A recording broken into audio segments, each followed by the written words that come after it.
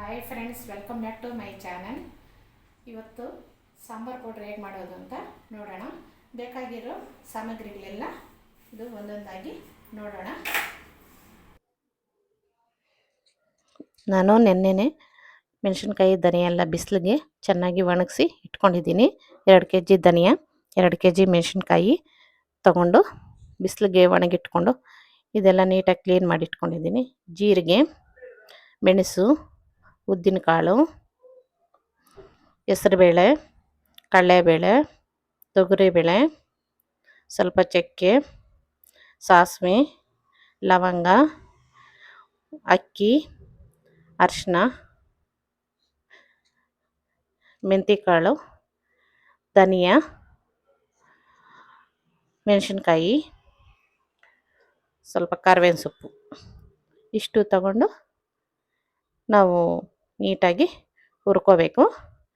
ಇವಾಗ ಸ್ಟವ್ ಹತ್ತಿಸ್ಕೊಂಡು ಬಾಣಲಿ ಇಟ್ಕೊಂಡು ಬಾಣಲಿ ಬಿಸಿ ಆದಮೇಲೆ ನಾನು ಜೀರಿಗೆ ಹಾಕ್ಕೊತಾ ಇದ್ದೀನಿ. ಜೀರಿಗೆ ಎಲ್ಲ ಚಿಟ್ಪಟ ಅಂತೇಳಿ ಸೌಂಡ್ ಬರೋವರೆಗೂ ನಾವು ಹುರ್ಕೋಬೇಕು. ನೋಡಿ, ಈ ಥರ ಮೀಡಿಯಮ್ ಫ್ಲೇಮಲ್ಲೇ ನಾವು ಹುರ್ಕೋಬೇಕಾಗುತ್ತೆ.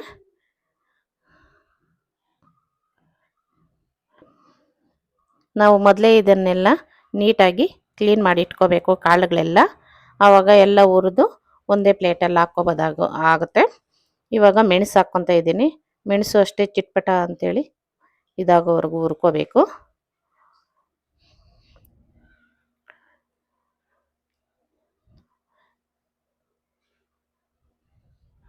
ಮೀಡಿಯಮ್ ಫ್ಲೇಮಲ್ಲೇ ಹುರ್ಕೋಬೇಕು.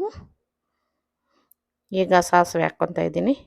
ಸಾಸಿವೆನೂ ಅಷ್ಟೇ ಚಿಟ್ಪಟ ಅಂತೇಳಿ ಕಲರ್ಫುಲ್ಲಾಗಿ ಟರ್ನ್ ಆಗುತ್ತೆ. ಅದುವರೆಗೂ ನಾವು ಕೈ ಆಡಿಸ್ಬೇಕು. ನೋಡಿ, ಈ ಥರ ಕಲರ್ಫುಲ್ಲಾಗಿ ಇದಾಗಿದೆ.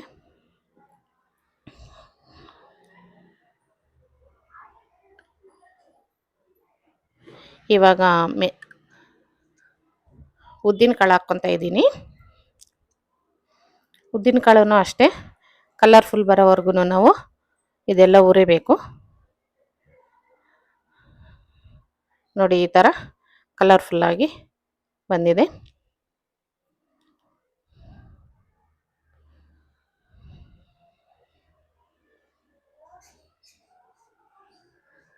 ಈಗ ಕಡಲೆಬೇಳೆ ಹಾಕ್ಕೊತಾ ಇದ್ದೀನಿ.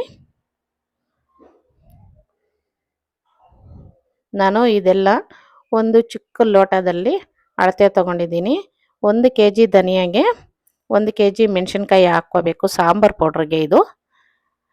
ಇದೆಲ್ಲ 1 ಲೋಟದಷ್ಟು, ಚಿಕ್ಕ ಲೋಟದಷ್ಟು ಎಲ್ಲನೂ ಒಂದೇ ಅಳತೆಯಲ್ಲಿ ತೊಗೊಂಡಿದ್ದೀನಿ. ಈಗ ಹೆಸರುಬೇಳೆನೂ ಅಷ್ಟೇ ನಾವು ನೀಟಾಗಿ ಇದೇ ಥರ ಕೈ ಆಡಿಸ್ತಾ ಹುರ್ಕೋಬೇಕು ಮೀಡಿಯಮ್ ಫ್ಲೇಮಲ್ಲೇ. ಇದು ಅಷ್ಟೇ ಕಲರ್ಫುಲ್ಲಾಗಿ ಬರಬೇಕು. ನಾವು ಮಸಾಲೆ ಪೌಡ್ರಿಗೆಲ್ಲನೂ ಇದೆಲ್ಲನೂ ಮೀಡಿಯಮ್ ಫ್ಲೇಮಲ್ಲಿ ನೀಟಾಗಿ ಹುರ್ಕೊಂಡ್ರೆ ಮಸಾಲೆ ಎಲ್ಲ ಟೇಸ್ಟಾಗಿ ಚೆನ್ನಾಗಿರೋದು.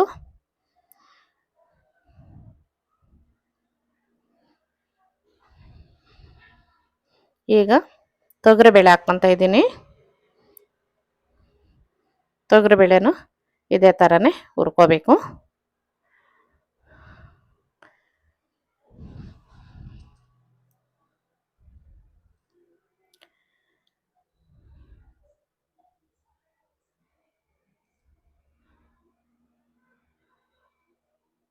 ಈಗ ಮೆಂತ್ಯಕಾಳು ಹಾಕ್ಕೊತಾ ಇದ್ದೀನಿ. ಆವಾಗಲೇ ಕ್ಲಿಪ್ಪಲ್ಲಿ ಹೇಳೋಕ್ಕೆ ಸೈಡಿಗೆ ಇಟ್ಬಿಟ್ಟಿದ್ದೆ, ಅಲ್ಲಿ ದಾರಿ ಸ್ವಲ್ಪ ಸಾಕಾಗಲಿಲ್ಲ ಅಂಥೇಳಿ. ಮೆಂತ್ಯನೂ ಅಷ್ಟೇ ಚಿಟ್ಪಟ ಅನ್ನೋವರೆಗೂ ನಾವು ಚೆನ್ನಾಗಿ ಹುರ್ಕೋಬೇಕು. ನೋಡಿ, ಈ ಥರ ಕಲರ್ಫುಲ್ಲಾಗಿ ಬರೋ ಥರ ಹುರ್ಕೋಬೇಕು. ಎಷ್ಟು ಚೆನ್ನಾಗಿ ಕಲರ್ಫುಲ್ಲಾಗಿ ಬಂದಿದೆ ಅಂತ.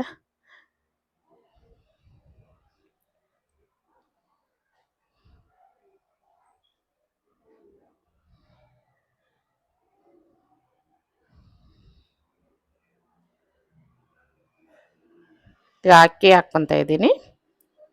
ಅಕ್ಕಿನೂ ಅಷ್ಟೇ ನಾವು ಲೋ ಫ್ಲೇಮಲ್ಲೇ ಹುರ್ಕೋಬೇಕು. ಪ್ರತಿಯೊಂದು ಐಟಮ್ಸ್ ಅಷ್ಟೇ ನಾವು ಕೈ ಬಿಡದೆ ಈ ಥರ ಎಲ್ಲ ಕಲಿಸ್ಕೊತಾನೇ ಇರಬೇಕು. ಆವಾಗಲೇ ನಮಗೆ ನೀಟಾಗಿ ಅದು ಫ್ರೈ ಆಗೋ ಥರ ಆಗೋದು. ಚೆನ್ನಾಗಿ ಹುರಿದ ಮೇಲೆ ನೀಟಾಗಿ ಬರುತ್ತೆ ನೋಡಿ. ಈ ಥರ ನೀಟಾಗಿ ಕಲರ್ಫುಲ್ಲಾಗಿ ಎಷ್ಟು ಚೆನ್ನಾಗಿ ಅಕ್ಕಿನೂ ಬರ್ತಾಯಿದೆ ಅಂತ. ಅದನ್ನು ಅಷ್ಟೇ ಸ್ವಲ್ಪ ಬಬಲ್ಸ್ ಥರ ಚೆನ್ನಾಗಿ ಅಕ್ಕಿ ಚಿಟ್ಪಟ ಅನ್ನೋ ಥರ ಹುರಿಬೇಕು ನೋಡಿ. ಈ ಥರ ಕಲರ್ ಬರಬೇಕು ಅಕ್ಕಿನೂ. ನಾವು ಅಕ್ಕಿ ಸ್ವಲ್ಪ ಸಾಂಬಾರು ಪೌಡ್ರೆಲ್ಲ ಸ್ವಲ್ಪ ತಿಕ್ನೆಸ್ ಚೆನ್ನಾಗಿರುತ್ತೆ ಅಂಥೇಳಿ ಅಕ್ಕಿನೂ ಸ್ವಲ್ಪ ಹಾಕ್ಕೊತೀವಿ ನೋಡಿ. ಈ ಥರ ಎಲ್ಲನೂ ಒಂದಿರಲ್ಲೇ ಹುರಿದು ಹಾಕ್ಕೊಂಡ್ರೆ ಮಸಾಲೆಗೆ ಹಾಕ್ಕೊಳ್ಳೋಕ್ಕೆ ಈಸಿಯಾಗಿ ಆಗುತ್ತೆ. ನಾನು ಸ್ವಲ್ಪ ಈಗ ಚಕ್ಕೆ ಹಾಕ್ಕೊತಾ ಇದ್ದೀನಿ. ಇದೆಲ್ಲ ಸ್ವಲ್ಪ ಹಸಿ ವಾಸನೆ ಹೋಗೋ ಥರ ನಾವು ಲೈಟಾಗಿ ಫ್ರೈ ಮಾಡ್ಕೋಬೇಕು. ಇದನ್ನು ಸ್ವಲ್ಪ ಲವಂಗನ ಹಾಕ್ಕೊತಾ ಇದ್ದೀನಿ. ಇದನ್ನು ಜಾಸ್ತಿ ಏನು ಉರಿಬಾರ್ದು, ಸುಮ್ಮನೆ ಲೈಟಾಗಿ ಬೆಚ್ಚಕ್ಕಾದರೆ ಸಾಕು.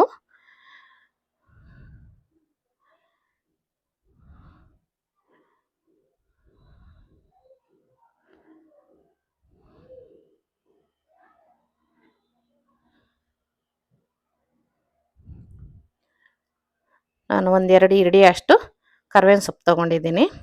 ಅದು ನಾನು ಒಣಗಿಸಿ ಇಟ್ಕೊಂಡಿರೋ ಕರ್ಬೇವಿನ ಸೊಪ್ಪು. ಇದನ್ನು ಅಷ್ಟೇ ಜಾಸ್ತಿ ಫ್ರೈ ಮಾಡ್ದಿರ ಲೈಟಾಗಿ ಫ್ರೈ ಮಾಡ್ಕೋಬೇಕು ನೋಡಿ. ಇವಾಗ ಧನಿಯಾನ ಸ್ವಲ್ಪ ಸ್ವಲ್ಪ ಹಾಕ್ಕೊಂಡು ಹುರ್ಕೋಬೇಕು. ಧನಿಯನ್ನು ಅಷ್ಟೇ ಮೀಡಿಯಮ್ ಫ್ಲೇಮಲ್ಲಿ, ಹೈ ಫ್ಲೇಮಲ್ಲಿ ಇಲ್ದಿರ ಮೀಡಿಯಮ್ ಫ್ಲೇಮಲ್ಲೇ ಹುರ್ಕೋಬೇಕಾಗತ್ತೆ. ಧನಿಯನ್ನು ನೀಟಾಗಿ ಅದು ಹುರ್ಕೋಬೇಕು, ಹದನಾಗಿ ಹುರ್ಕೋಬೇಕಾಗತ್ತೆ ನಾವು ಮೀಡಿಯಮ್ ಫ್ಲೇಮಲ್ಲೇ.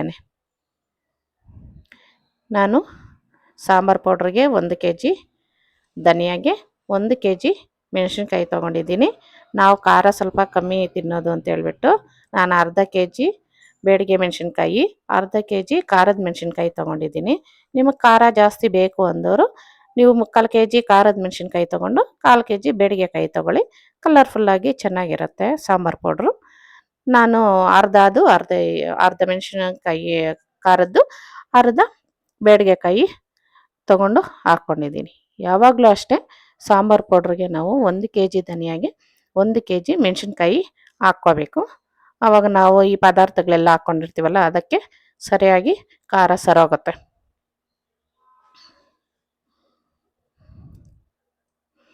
ಧನಿಯಾ ಎಲ್ಲ ಹುರಿದು ಸೈಡ್ಗೆ ಇಟ್ಕೊಂಡಿದ್ದಾಯಿತು. ಈಗ ಮೆಣಸಿನ್ಕಾಯಿನ ಹುರ್ಕೊಳ್ಳೋಣ. ಮೆಣಸಿನ್ಕಾಯಿ ಯಾವಾಗಲೂ ಹುರಿಬೇಕಂದ್ರೆ ನಾವು ಸ್ವಲ್ಪ ಎಣ್ಣೆ ಹಾಕ್ಕೊಂಡು ಹುರ್ಕೋಬೇಕು, ಇಲ್ಲಾಂದರೆ ಘಾಟ್ ಬರುತ್ತೆ ಜಾಸ್ತಿ. ಅದಕ್ಕೆ ಸ್ವಲ್ಪ ಈ ಬಾಣಲಿಗೆ ಎಣ್ಣೆ ಹಾಕ್ಕೊಂಡು ನಾನು ಇದೆಲ್ಲ ಮೆಣಸಿನ್ಕಾಯಿ ಎಲ್ಲ ತುಟಿ ಎಲ್ಲ ಕ್ಲೀನಾಗಿ ತೆಗೆದು ಕ್ಲೀನ್ ಮಾಡಿಕೊಂಡು ಇಟ್ಕೊಂಡಿರೋದನ್ನು ಹಾಕ್ಕೊಂಡು ಹುರಿತಾ ಇದ್ದೀನಿ. ಮೆಣಸಿನ್ಕಾಯಿನೂ ಅಷ್ಟೇ ಸ್ವಲ್ಪ ಸ್ವಲ್ಪನೇ ಹಾಕ್ಕೊಂಡು ನಾವು ಹುರ್ಕೋಬೇಕಾಗತ್ತೆ. ಮೆಣಸಿನ್ಕಾಯಿನೂ ಜಾಸ್ತಿ ಹುರಿಬಾರ್ದು ನೋಡಿ. ಲೈಟಾಗಿ ಈ ಥರ ಸ್ವಲ್ಪ ಲೈಟಾಗಿ ಕಲರ್ಫುಲ್ ಬರೋ ಥರ ಹುರ್ಕೋಬೇಕು. ಈ ಥರ ಅದನ್ನಾಗಿ ಹುರ್ಕೋಬೇಕಾಗತ್ತೆ ನೋಡಿ.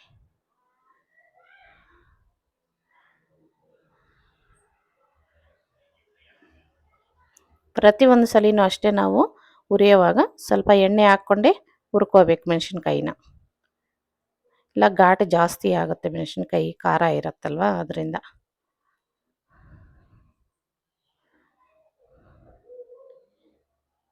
ಈಗ ಬೇಡಿಗೆಕಾಯಿ ಹಾಕ್ಕೊಂಡು ಹುರ್ಕೊತೀನಿ.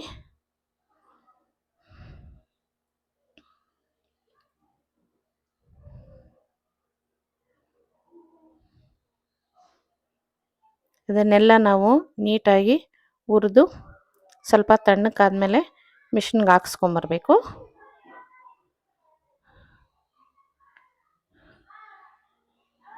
ಹುರಿದಿರೋ ಪದಾರ್ಥಗಳೆಲ್ಲ 1 kg ಧನಿಯಾಗೆ 1 kg ಮೆಣಸಿನ್ಕಾಯಿ ಹುರಿದಿರೋ ಪದಾರ್ಥಗಳೆಲ್ಲ ಹಾಕಿ ಅರಿಶಿನ ಹಾಕಿ, ಅರಿಶಿನ ಕೊಂಬು ಸ್ವಲ್ಪ ಅದಕ್ಕೆಲ್ಲ ಜಜ್ಜಿ ಹಾಕಿ ನಾವು ಮಿಷಿನ್ಗೆ ಹಾಕ್ಸ್ಕೊಂಬಂದ್ಕೊಂಡ್ರೆ ಅದು ಸಾಂಬಾರು ಪುಡಿ ರೆಡಿ ಆಗುತ್ತೆ.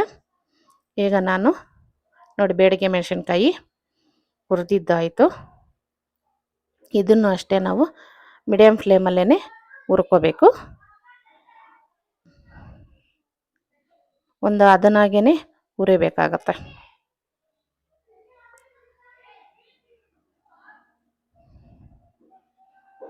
ಈ ಥರ ಎಲ್ಲ ಬೇಡಿಗೆಕಾಯಿ ಎಲ್ಲ ಹುರಿದಿದ್ದು ಆದಮೇಲೆ ನೋಡಿ ಸಾಂಬಾರು ಪೌಡ್ರು ಈ ಥರ ರೆಡಿ ಆಗಿದೆ. ನಾನು ಮಿಷಿನ್ಗೆ ಹಾಕ್ಸ್ಕೊಂಬಂದು ಇಟ್ಟಿದ್ದೀನಿ. ಇದನ್ನೆಲ್ಲ ಜರಡಿ ತಿರುಗಿಸಿ ನೀಟಾಗಿ ಇಟ್ಕೊಂಡು ಬಾಕ್ಸ್ಗೆ ಹಾಕ್ಕೋಬೇಕಾಗತ್ತೆ. ಈ ಥರ ನೋಡಿ ಕಲರ್ಫುಲ್ಲಾಗಿ ಎಷ್ಟು ಚೆನ್ನಾಗಿದೆ ಅಂತ ಹೇಳ್ಬಿಟ್ಟು. ನಾನು ಧನಿಯಾನು ಸಪ್ರೇಟಾಗಿ ಬರೀ ಧನಿಯಾ ಪುಡಿ ಹಾಕ್ಸ್ಕೊಂಬಂದ್ಕೊಂಡಿದ್ದೀನಿ. ಇದು ಸಾಂಬಾರು ಪುಡಿ. ಖಾರದ ಪುಡಿನೂ ಸಪ್ರೇಟಾಗಿ 1 kg ಹಾಕ್ಸ್ಕೊಂಬಂದ್ಕೊಂಡಿದ್ದೀನಿ. ಖಾರದ ಪುಡಿನೇ ನೋಡಿ ಎಷ್ಟು ಕಲರ್ಫುಲ್ ಆಗಿದೆ ಅಂತ. ನಿಮಗೆಲ್ಲ ಇಷ್ಟ ಆದರೆ ನೀವು ಒಂದ್ಸಲಿ ನಿಮ್ಮ ಮನೇಲಿ ಟ್ರೈ ಮಾಡಿ ನೋಡಿ. ಪ್ಲೀಸ್ ಲೈಕ್ ಮಾಡಿ, ಶೇರ್ ಮಾಡಿ, ಸಬ್ಸ್ಕ್ರೈಬ್ ಆಗಿ. Thank you.